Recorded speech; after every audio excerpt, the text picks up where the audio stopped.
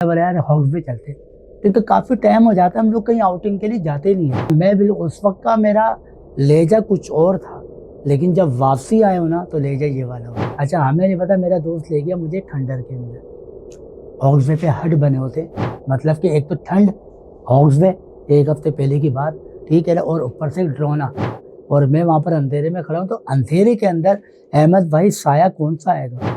आपकी और हमारी सोच थी कि एक तरफ मैं हवा को कंट्रोल करूं और एक तरफ मैं उस साये को कंट्रोल करूं। और जैसे ही मैंने चिल्लाया और मैंने दोस्तों को आवाज़ दी है, वो भागते हुए आए, वो गायब हो गया।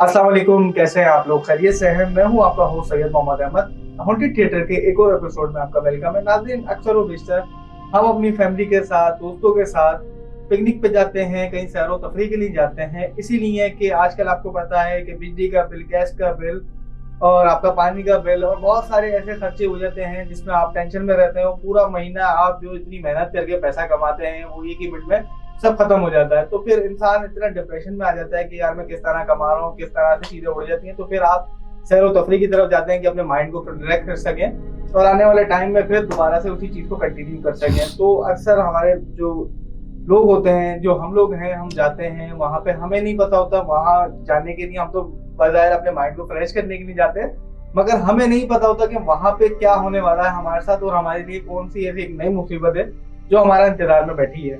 इसी तरह से हमारे जो गेस्ट हैं आमिर बाबा, आप सबकी और हमारे चहीते, उनके साथ इसी तरह से एक वाकया हुआ है। वो एक ट्रिप पे गए थे, अपने ऑफिशियल ट्रिप के ऊपर, कि वहां पे चलें, थोड़ा टाइम अपना स्पेंड करेंगे और अपनी जो मामलात हैं उसको थोड़ा रिलैक्स लेके फिर इंशाल्लाह जिंदगी को आगे स्टार्ट करेंगे। मगर नहीं पता था कि उनके साथ ये भी होने वाला है।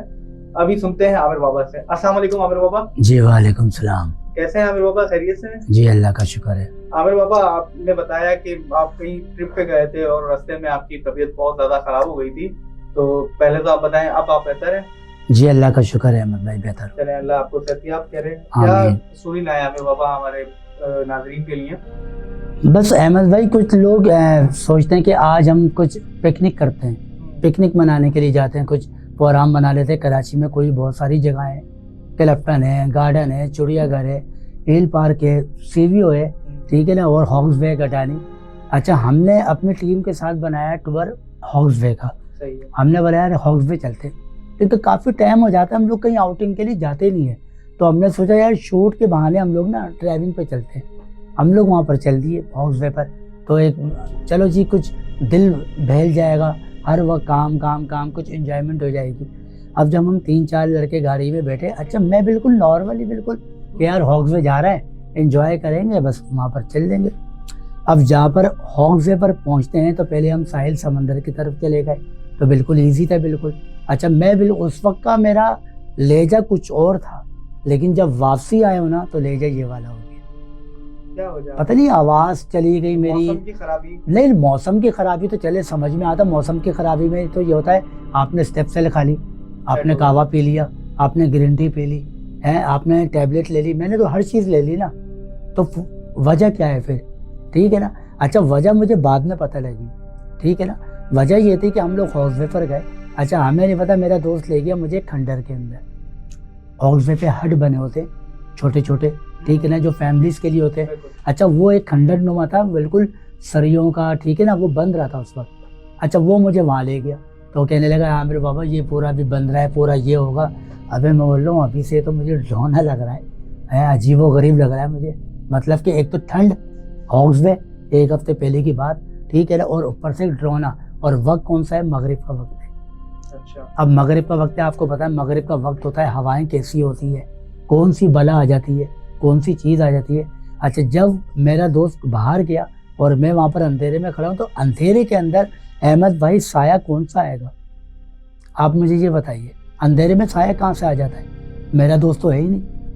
इंसानी साया तो नहीं नहीं ना, साया कहाँ से आएगा? मतलब अगर कोई बल्ब जल रहा हो तो समझ में आता है, वहाँ तो रोशनी है ही नहीं ना, मतलब वहाँ तो लाइट ही नहीं है। चलो मैं बोलूँ कि मेरी लाइट चल रही है या मेरा कोई बल्ब चल रहा है या कोई जीरो का बल्ब लगा हुआ है तो कुछ साया आ रहा है। अब मैं उस साये को देख रहा हूँ, वो साया मेरे साथ साथ चल रहा है, ठीक है ना। मेरा साया मेरे साथ कैसे चल रहा है? मैंने कहा लाइट है ही नहीं, मुझे ऐसा लग रहा है मेरे साथ साथ कोई चल रहा है, अच्छा। जबकि मेरा दोस्त पानी में चले गया है और मैं वहाँ पर खड़ा हुआ हूँ, मैं जमा हुआ बिल्कुल। हॉक्सवे का मनाजिर है, ठीक है ना, और हवा इतनी तेज़ चल रही है कि आपकी और हमारी सोच थी कि एक तरफ मैं हवा को कंट्रोल करूं और एक तरफ मैं उस साये को कंट्रोल करूं कि ये साया है क्या, ये किस चीज़ का है, लाइट तो है नहीं बिल्कुल। जब मैं अजीब व गरीब ख्यालात मेरे जहन में आते हैं ना, तो मैं जैसे ही पीछे मुड़ के देखता हूँ कि एकदम सामने काली शाल के अंदर एक, ये समझ लो कि वो नहीं तो पहलवान टाइप का बंदा, बस वो मुझे यूँ देख रहा है बिल्कुल। अच्छा।